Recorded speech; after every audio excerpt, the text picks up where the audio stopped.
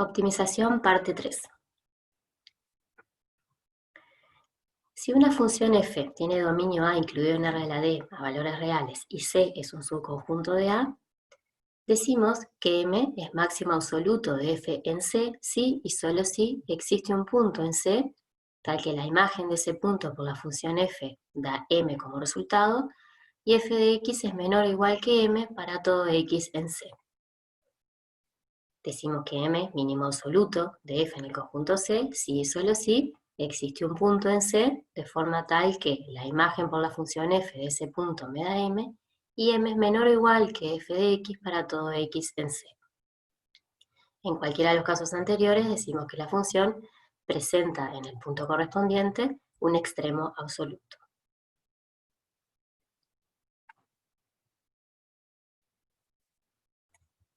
Supongamos que f de x y es x2 más y2 y queremos investigar si existen máximo y mínimo absolutos de f en R2. F de x y, x2 más y2, es mayor o igual a 0, por ser una suma de cuadrados. Y 0 es lo que vale la función en 0, 0, por lo que f de x y es mayor o igual que f de 0, 0 para todo x y en R2. Eso implica que 0, que es la imagen de 0, 0 por la función f, es el mínimo absoluto de f en R2.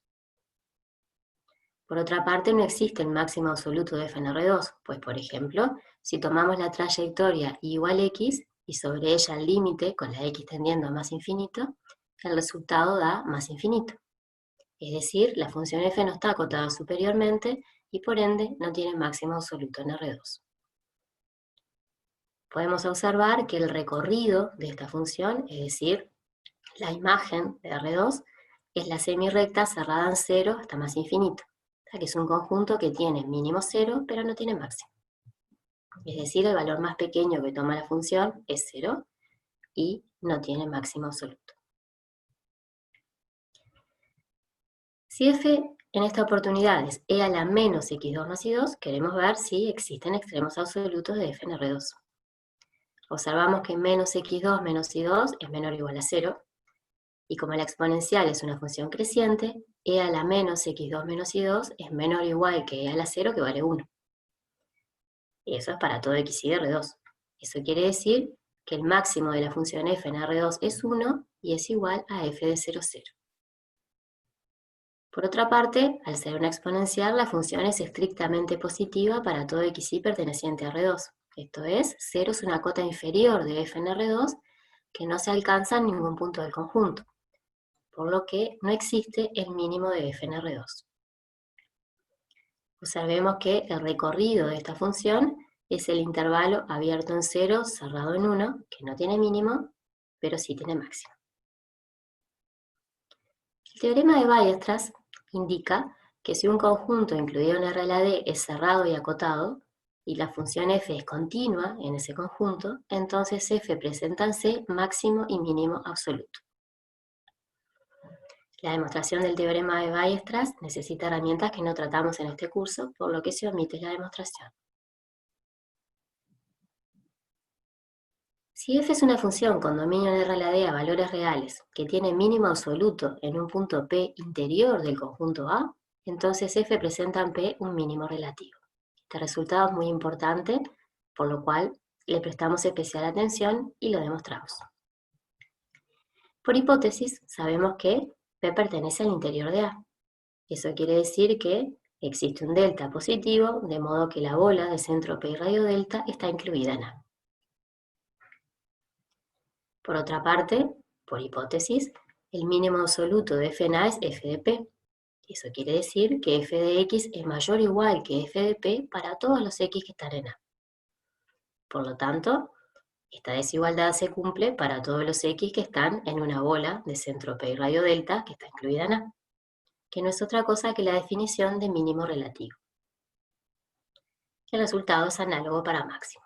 En definitiva, en resumen, si una función presenta en un punto interior un extremo absoluto, en ese punto presenta también un extremo relativo. Si f es la función x2 por 1 menos x2 menos y2, y A, el conjunto de los x y en R2, tales que x es mayor o igual a 0 y x2 más y2 es menor o igual a 1, veamos si existen extremos absolutos de f en A.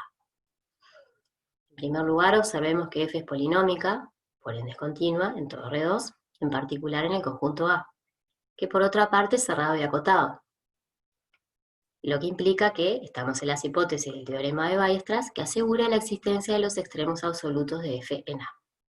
Dibujamos la frontera del conjunto A.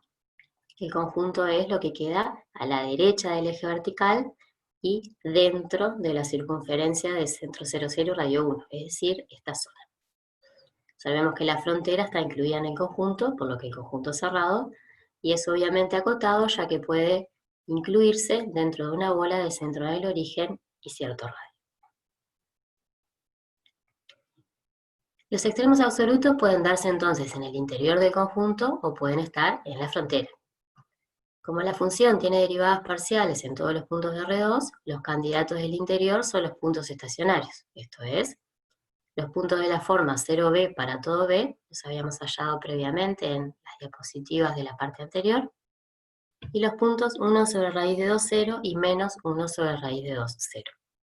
De todos estos puntos, solamente 1 sobre raíz de 2, 0 se ubica en el interior de A, por lo que es el único punto del interior donde podría ser alcanzado uno de los extremos absolutos. Los extremos absolutos pueden darse o bien en el interior, es decir, en los puntos estacionarios que están en el interior del conjunto, o bien en la frontera. Pasamos entonces a estudiar la frontera de A. La frontera de A puede escribirse como la unión de dos conjuntos. Serían el segmento vertical, ubicado sobre x igual 0, con la y entre menos 1 y 1, que le vamos a llamar B, unión la semicircunferencia derecha de centro 0, 0 y radio 1, es decir, x2 más y2 igual 1 con x mayor o igual a 0, que le vamos a llamar 0. ¿Cómo estudiamos la frontera de un conjunto? Es decir, ¿cómo buscamos candidatos a extremos absolutos de una función en la frontera de un conjunto? Lo que hacemos es restringir la función a cada parte de la frontera. Por ejemplo, comenzamos con el conjunto B, el segmento vertical, y restringimos la función f a los puntos de la forma de x igual 0 para y entre menos 1 y 1. Es decir, suplantamos la x por 0 en la función f en 0i, que en esta oportunidad es igual a 0 para cualquier y entre menos 1 y 1. Luego, repetimos el procedimiento para el conjunto C, la otra parte de la frontera. Restringimos la función a la semicircunferencia derecha, es decir, a los puntos que tienen x igual raíz de 1 menos y cuadrado, obteniendo nuevamente 0 como resultado para cualquier y entre menos 1 y 1. Eso quiere decir que la función vale 0 para todos los xy que están en la frontera de A, lo cual por supuesto lo podíamos visualizar sin necesidad de realizar los cálculos anteriores, simplemente observando el signo de la función. Tenemos entonces todos los candidatos.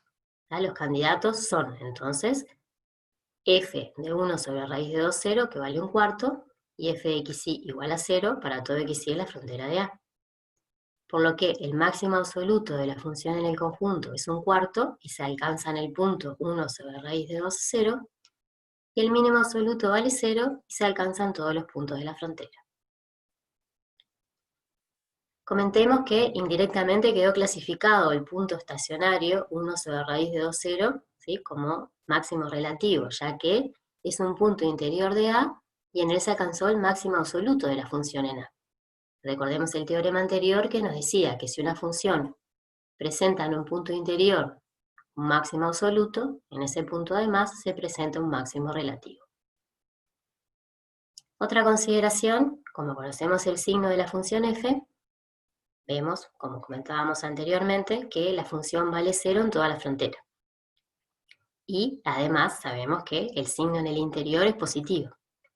Observemos entonces, marcamos ahí el punto 1 sobre raíz de 2, 0, observemos entonces que la función vale 0 en toda la frontera y es positiva en el interior.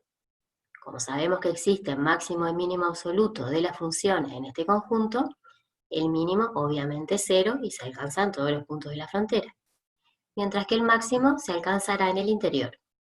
Como el único punto estacionario de esta función que pertenece al interior del conjunto es 1 sobre raíz de 2, 0, se deduce que el máximo absoluto de f en A es f de 1 sobre raíz de 2, 0. Además, como se comentó anteriormente, como es un extremo absoluto que se alcanza en un punto interior, es además relativo. En resumen, dada una función continua en un conjunto cerrado y acotado, si la función es positiva en todos los puntos del interior y vale 0 en todos los puntos de la frontera, entonces necesariamente existe un punto en el interior de A donde f alcanza un máximo relativo. Por otra parte, si la función tiene signo constante pero negativo, para todo xy perteneciente al interior de A y vale 0 en todos los puntos de la frontera, entonces existe necesariamente un punto estacionario en el interior de A donde f alcanza un mínimo relativo. Utilizando argumentos anteriores, se puede clasificar también el otro punto estacionario, menos 1 sobre raíz de 2, 0, que por supuesto ya lo habíamos hecho y ya sabíamos que teníamos un máximo relativo. La diferencia es que en lugar de considerar el semicírculo derecho, debiéramos considerar en esta oportunidad el semicírculo izquierdo. Sigamos con la misma función, pero ahora para responder la pregunta de si existen o no extremos absolutos de f en R2. Tener el signo de la función es muy importante, ayuda mucho para determinar si la función tiene o no extremos absolutos en R2. Repasemos entonces el signo de f. La función vale 0 sobre los puntos de la circunferencia del centro del origen en radio 1 y sobre el eje vertical. Calculando cuánto vale f en un punto, cualquiera del plano, excepto donde la función vale 0, determinamos el signo que la función le asigna al plano.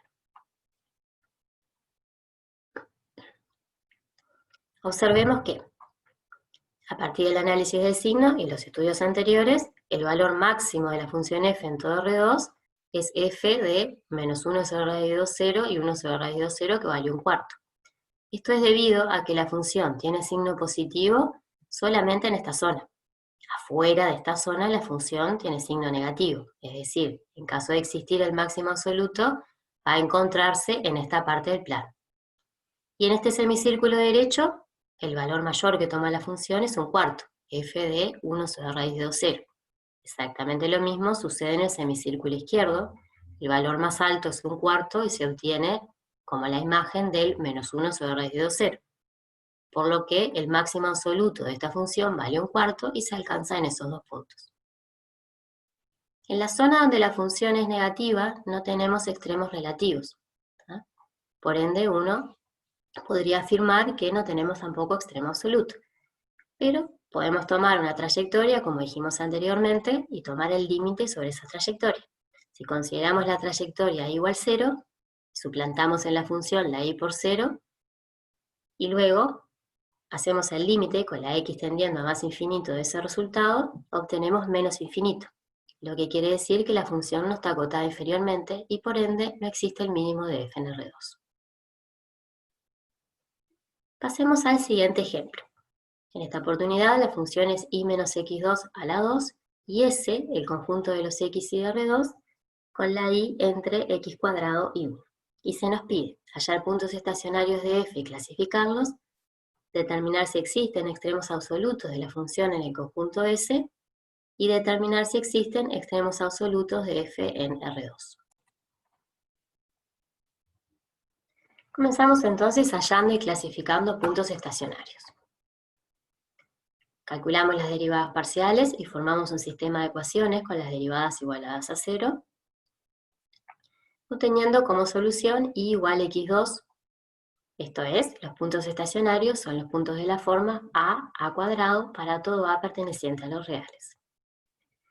Para clasificarlos, estudiamos el signo del incremento, es decir, el signo de f de xy menos f en los puntos de la forma a cuadrado. Como la función en los puntos de la forma a cuadrado vale 0, el signo del incremento es el signo de f de xy. La función vale 0 sobre la parábola, lo indicamos poniendo ceritos, y luego hacemos el signo que la función le asigna al plano. En esta oportunidad, como la función es y menos x2 a la 2, el signo es siempre positivo.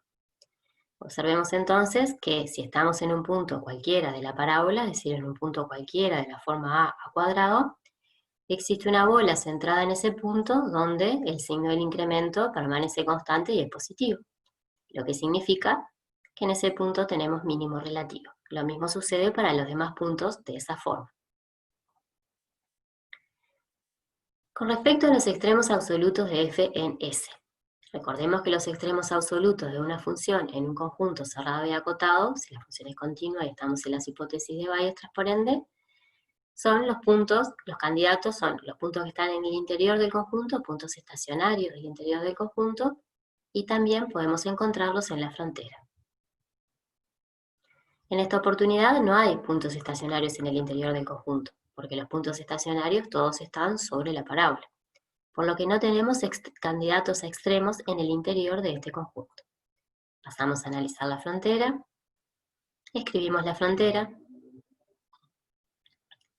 que es los puntos que están sobre la parábola para la x entre menos 1 y 1, y los puntos que están sobre la recta horizontal igual 1, también para x entre menos 1 y 1. Al igual que en el ejemplo anterior, restringimos la función a cada parte de la frontera. Comenzamos con los puntos que están sobre la parábola, donde la función vale 0. Luego, pasamos a los puntos que están sobre la recta y igual 1. Suplantamos en la función la y por 1, obteniendo una función de una variable para todo x entre menos 1 y 1.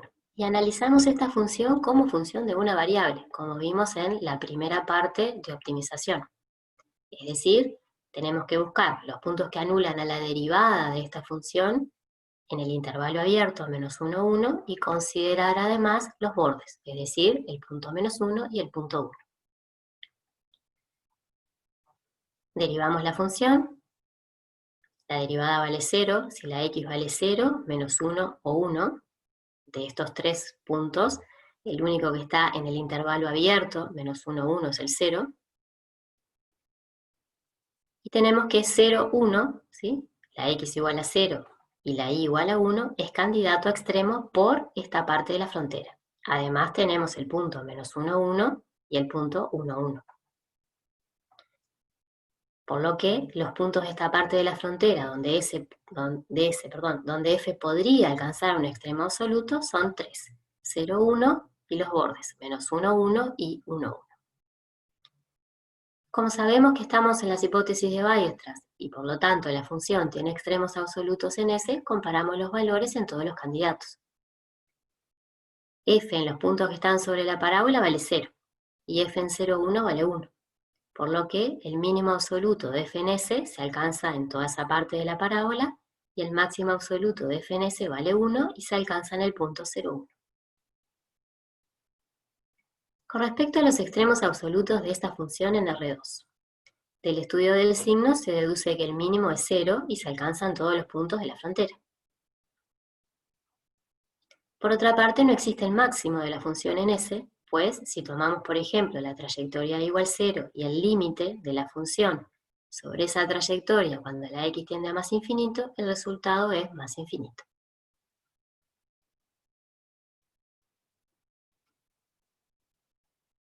Comentamos ahora brevemente otra forma de resolver problemas de cálculo de extremos absolutos vinculado a las curvas de nivel. Supongamos que se nos pide hallar extremos absolutos de una función f, en esta oportunidad y más un medio de x, en el conjunto S, que es un rectángulo con la x entre 0 y 4 y la y entre 0 y 2. El conjunto es obviamente cerrado y acotado y la función es continua en S. Luego, el teorema de Weierstrass asegura la existencia de máximo y mínimo absoluto de f en S. Podemos calcularlo utilizando cualquiera de las técnicas que vimos en ejemplos anteriores, pero en este caso, como la función es muy fácil encontrarle las curvas de nivel y dibujarlas, y el conjunto también es muy sencillo de dibujar, podemos utilizar argumentos geométricos. Hallamos el conjunto de nivel alfa de f, es decir, el conjunto de los x y de R2, que tienen imagen igual a alfa. En esta oportunidad, los x y de R2, tales que y más un medio de x es igual a alfa, es decir, rectas, todas con la misma pendiente y que cortan en distintos puntos al eje vertical. Dibujamos el conjunto S y dibujamos algunas curvas de nivel. Por ejemplo, la curva de nivel 0 y otras curvas de nivel. El conjunto de nivel de una función es el conjunto de puntos que tienen imagen igual alfa, el conjunto de nivel alfa, debí decir. Por lo que, en la medida que aumenta alfa, va aumentando el nivel, esto es, va aumentando el valor de la función. Esto significa que el valor más pequeño que toma la función corresponderá a la curva de nivel menor que toque a puntos del conjunto, mientras que el valor más grande que toma la función corresponderá a la curva de nivel más alto que toque puntos del conjunto. En este caso, la curva de nivel más pequeño es la que estamos mostrando con el cursor, y la curva de nivel más grande, esta otra. Eso quiere decir que el mínimo de f en S es f de 0, 0, que vale 0, este punto, y el máximo de f en S es f de 4, 2, que vale 4, este punto. De esta manera, utilizando el argumento de las curvas de nivel, que va aumentando en este sentido, obtenemos que el valor más pequeño se encuentra en la curva de nivel 0 y el valor más grande se encuentra en la curva de nivel 4.